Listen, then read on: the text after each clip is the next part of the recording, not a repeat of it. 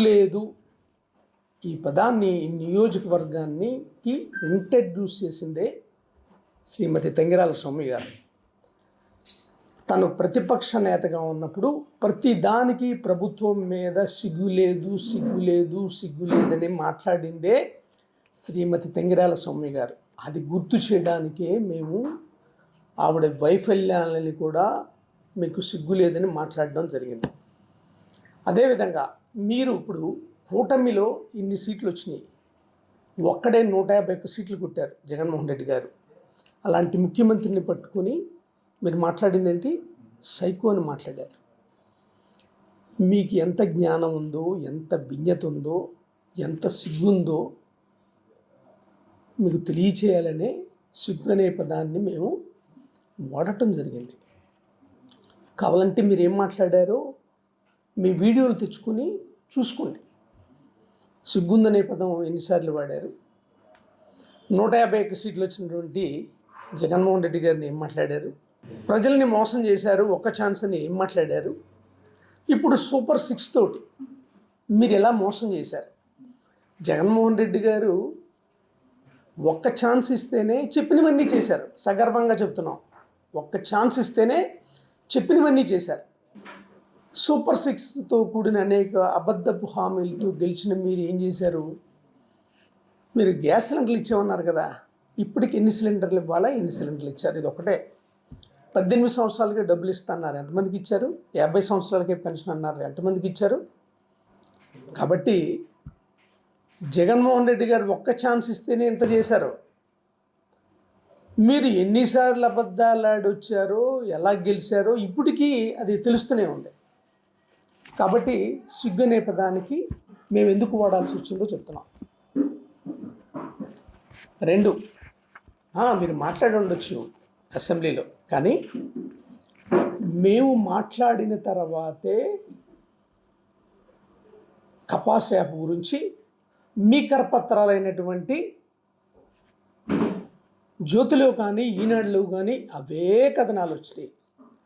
ముఖ్యమంత్రి గారే దాంట్లో ఉన్నటువంటి సాంకేతిక సమస్యలని తొలగించమన్నారు, ఎట్లా చేశారు. ఇప్పుడు ఆ గుడికి సంబంధించిన చైర్మన్ గారిని, ఆనువంశిక చైర్మన్ గారు ఉన్నారు కదా, వాసిరెడ్డి ఆయన పేరేదో ఉంది, ఆయన్ని అడగండి. డబ్బులు శాంక్షన్ అయిన తర్వాత గుడి తరపున కట్టాల్సిన డబ్బుల్ని ఎవరు కట్టారు, ఎంత కట్టాలా, కట్టాల్సిన దాన్ని డాక్టర్ జగన్మోహన్ రావు ఎంతగా తగ్గించాడు. ఆ రోజు ఉన్నటువంటి మినిస్టర్ గారు కొట్టు సత్యనారాయణ గారితో మాట్లాడి నెగోషియేట్ చేసి ఎంత కట్టాల్సి వచ్చి ఎంత కట్టించారు, దాన్ని ఆనువంశిక చైర్మన్ గారు వేటిని బ్యాంకులో పెట్టి డబ్బులు కట్టారు. ఇవి మీకు తెలుసా మీకు? దీన్ని కూడా సిగ్గు లేకుండా మేమే అని చెప్తున్నారు. అందరికీ నమస్కారం అండి. గత కొన్ని రోజులుగా ఎక్స్ఎమ్మెల్యే మొండితోక జగన్మోహన్ రావు గారి మాటలు వింటుంటే మతి భ్రమించినట్లుగా, పిచ్చి పరాకాష్ఠకు చేరినట్లుగా, ఆరోగ్యం పాడే అమాంతం బీపీ పెరిగినట్లుగా వారి వ్యాఖ్యలు తెలియజేస్తుంది. అంటే చెప్పింది పదే చెప్పటం, వాయిస్ పెంచి చెప్పటం, ఈర్ష్యతో రగిలిపోతూ మాట్లాడుతున్నారు. వాయిస్ పెంచడం వల్ల నిజం అబద్ధం అవ్వదు, అబద్ధం నిజం అవ్వదండి. అదేవిధంగా మాట్లాడితే నందిగామ నియోజకవర్గానికి ఎమ్మెల్యే ఎవరు అంటున్నారు. మేబీ ఆయనకు తెలియకపోవచ్చు నందిగామ నియోజకవర్గానికి ఎమ్మెల్యే. మరి మొన్న 2024 ఎలక్షన్స్లో 24 ఓట్లకు పైగా మెజార్టీతో ఆయన చిత్తుగా ఓడించిన అభ్యర్థి ఎవరో కనీసం గుర్తుందా అని సూటిగా ప్రశ్నిస్తున్నాం. ఎందుకంటే అది కూడా గుర్తు లేకపోతే ఒక మనిషి ఎవరి చేతుల్లో ఓడిపోయా ఎమ్మెల్యే అంటే ఎక్స్ఎమ్మెల్యే కనీసం గుర్తు రాకపోతే నిజంగా డాక్టర్ చూపించాల్సిందేనండి ఆయన్ని. ఒక మార్కెట్ యార్డ్ చైర్మన్ నందిగామ నియోజకవర్గ మార్కెట్ యార్డ్ చైర్మనే కాదండి, కంచిక్చర్ల మార్కెట్ యార్డ్ చైర్మనే కాదు, ఇక్కడ ఎన్టీఆర్ జిల్లాలో ఉన్న 5-6 మిగతా నియోజకవర్గాల మార్కెట్ యార్డ్ చైర్మన్లు అందరూ కూడా కలిసి మరి మంత్రి గారి దగ్గర అపాయింట్మెంట్ తీసుకొని రైతాంగ సమస్యల గురించి వినతి పత్రం ఇస్తే దాన్ని కూడా తప్పుపడుతున్న ఎక్స్ఎమ్మెల్యే గారికి నిజంగా సిగ్గుందా? ఇది ప్రజాస్వామ్య ప్రభుత్వం. మంత్రి గారిని, ముఖ్యమంత్రిని కానీ నేరుగా కలిసే అవకాశం ఎవరికైనా ఉంది, ఎవరికైనా హక్కు ఉంది. ప్రజా దర్బార్లు నిర్వహిస్తున్నారు, స్వయంగా ముఖ్యమంత్రి గారే ప్రజా దర్బార్ నిర్వహిస్తున్నారు. సామాన్య ఒక చిన్న గ్రామంలో ఉన్న కార్యకర్తను కూడా నేరుగా కలుస్తున్నారు. అలాంటిది మార్కెట్ యార్డ్ చైర్మన్లు మంత్రులు కలవటంలో తప్పేంటో కూడా నాకేం అర్థం అవ్వట్లా. దీన్ని ఒక బూచిగా చూపించి ఇక్కడ ఎమ్మెల్యే ఎవరు అర్థం కావట్లేదని చెప్పడం నిజంగా హాస్యాస్పదం, సిగ్గుండాలని మేము చెప్తున్నామండి. గురించి మాకు కనీస అవగాహన లేదని, రైతుల సమస్యల పట్ల మేము ఎంతవరకు స్పందించలేదని, వారి గురించి మాకు తెలియదని చెప్పడం నిజంగా హాస్యాస్పదం. దెయ్యాలు వేదాలు వలిచినట్లుగానే ఉంది ఈయన మాట్లాడుతుంటే. ఈయన రైతాంగ సమస్యల గురించి మాట్లాడుతుంటే నిజంగా దెయ్యాలు వేదాలు వలిచినట్లే ఉంది. గతంలో ఈయన ఎమ్మెల్యే కాకముందు సుబాబుల్ రైతాంగం గురించి పాదయాత్ర చేసి అధికారంలోకి వచ్చాక సుబాబుల్ రైతుల మీద ఏ విధంగా శటకోపం పెట్టారో అందరికీ తెలిసిందే అండి. కనీసం వారి గురించి ఒక్కరోజు కూడా ఆయన పర్యవేక్షణ చేయలేదు, వారి మీద శ్రద్ధ పెట్టలేదు. మళ్ళీ రైతాంగం గురించి చెప్తున్నారు. వీళ్ళ హయాంలో స్కీములన్నీ ఏ విధంగా నాశనం చేశారో మనం చూసాం. అదేవిధంగా వేదాద్రి స్కీమ్ గతంలో మేము ఎమ్మెల్యేగా ఉన్నప్పుడు 5 కోట్లు మేము ఈ స్కీమ్ రిపేర్ కేటాయించి దాన్ని పూర్తిగా వినియోగంలో తీసుకొస్తే వీళ్ళ ప్రభుత్వ హయాంలో మొత్తం స్కీములన్నిటిని కూడా నాశనం చేసేసి బోర్లు కూడా అమ్మేసుకొని ఈరోజు రైతాంగానికి కన్నిటి కారణం ఎవరండి? వీళ్ళ మాకు చెప్పేది రైతాంగ సమస్యల గురించి, వీళ్ళ మాకు చెప్పేది. సిగ్గుండాలి.